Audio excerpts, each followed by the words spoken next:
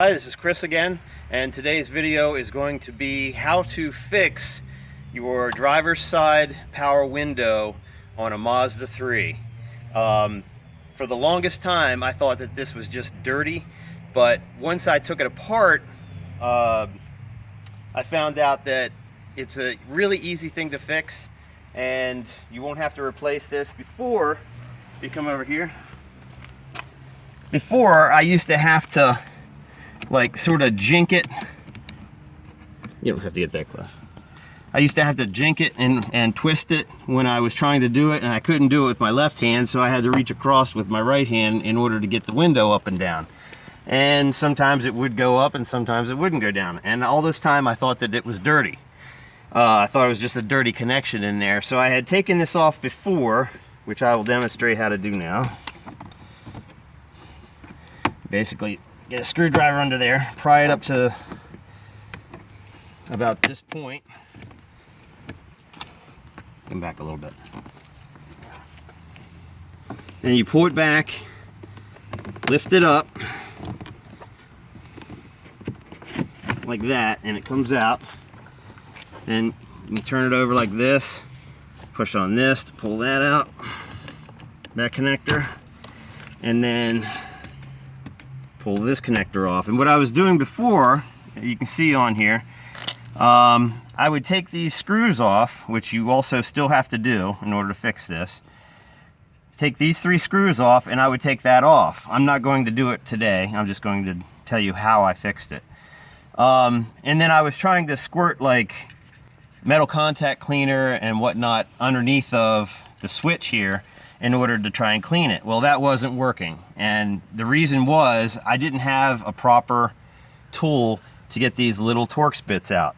I'll tell you right now, I tried everything, and then I finally found a solution. I went over to Lowe's and I found a micro precision screwdriver that ratchets, that has lots of small bits in it. This fitting is a Torx T6 fitting, and you'll need that in order to get it out.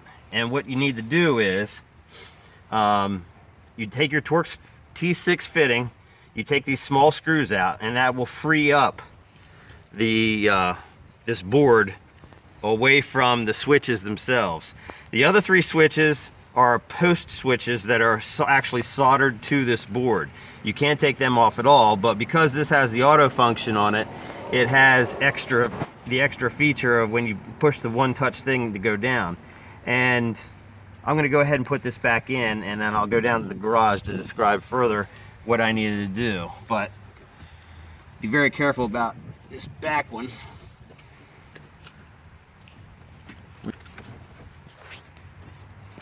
Actually, I'll just take it down there first. All right, at this point we're going to go down to the garage, and I'm going to show you what I did in order to fix the switch. Okay, here we are in the garage, and this is the board as it's been removed from the car, still in the switches. And this is the tool that I was talking about that I got from Lowe's. It's a Cobalt Precision Ratcheting Screwdriver Kit. Comes with all of these bits and whatnot. The one you need is a T6 in order to get that, and you just obviously, I shouldn't have to tell people how to remove a bolt. But that's all you do, is use that to take these 4 screws on the edge of the component out. Also, this was only $5 at Lowe's. Very, very good deal. And I didn't have any Torx bits where they were this small. So I was at a loss as to how to take that off until I went to Lowe's. And for $5, I got this precision screwdriver. Worked fantastic. It's nicely made and everything. And it did what I needed to get done. Alright, once I got that off, I found inside there that this switch is different from the others. And then inside there, you can look at this little drawing that I've done here, this diagram. There's a silicone, sort of a thick silicone gasket, so to speak, that sits on top of the actual electronics board. And then the switch comes down underneath that. There's 2 pins that are on the bottom of the switch on this side of the rubber gasket thing. And inside there are these little tubes, okay? there's plastic pieces that come down from the switch. Like when you push forward on the switch, the plastic piece goes into this tube and presses down the electrical connection onto the board in order to lower the window. I didn't have a problem with that. What I had was over here on this one.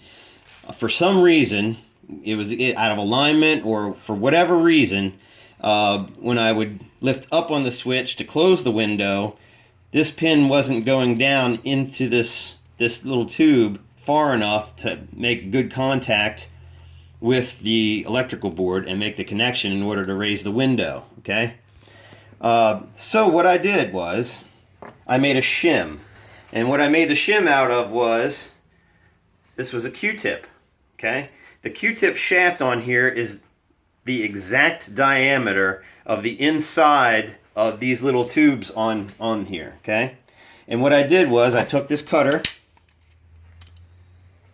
and I cut off probably about 2 millimeters worth of that shaft of the Q-tip, just like that. And what you get is a thin little piece like this, and you can roll this in between your fingers to make it more round, because it's going to get squished down a little bit as you cut it. What you're going to do is you're going to get this little shim. Okay, you're going to use that as a shim, and then I took a pair of tweezers, picked it up, and basically dropped it into the back hole on the little rubber gasket. Then I put it all back together again. I'm not taking this apart today. That's why I drew this diagram, because I didn't want to mess this up. I got it working. Everything's brilliant. And this works fantastic. But what you're doing is you're using this little piece of cut off Q-tip swab, the shaft of it, and you just drop that into the hole on the little rubber gasket. Put the gasket back down onto the electronics board. Then you put the board back onto the switches and put these Torx T6 bolts back in. Bolt everything back together again. Then you take the whole assembly and bolt back into the housing with these 3 bolts here. Okay, that's how I fixed this. Now we're going to go back to the car, and I'll show you how well it works now. Okay, we're back at the car now, and I'm just going to put this back in and demonstrate how well it works now. You want to be very careful with this back switch. I don't like this back connector because there's really nothing to secure it other than just going on there. So that goes on.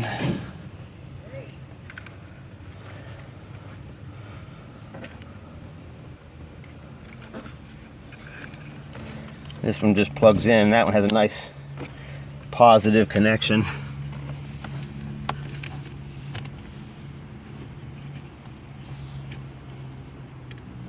This one can be a pain in the ass.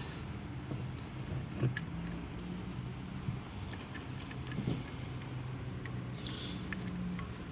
course, it's not going to want to do it now that I'm doing this. There it is. Okay. Once that's in there nice and secure, you put it back in like that, farther back like this. Back in far enough where this lip in the front will get under. And you push it forward, press the whole thing down till it clicks, and now it's in there, and I'll demonstrate how well the window works now. Watch, it won't work.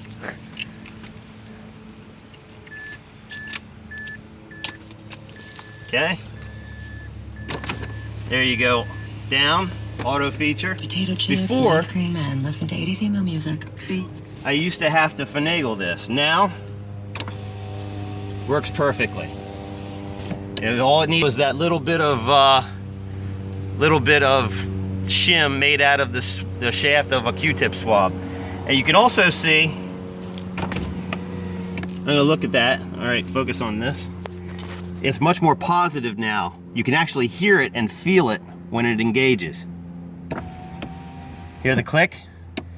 That's much more positive than it was before. And in a nutshell, that's how you fix your driver's side automatic window on a Mazda 3.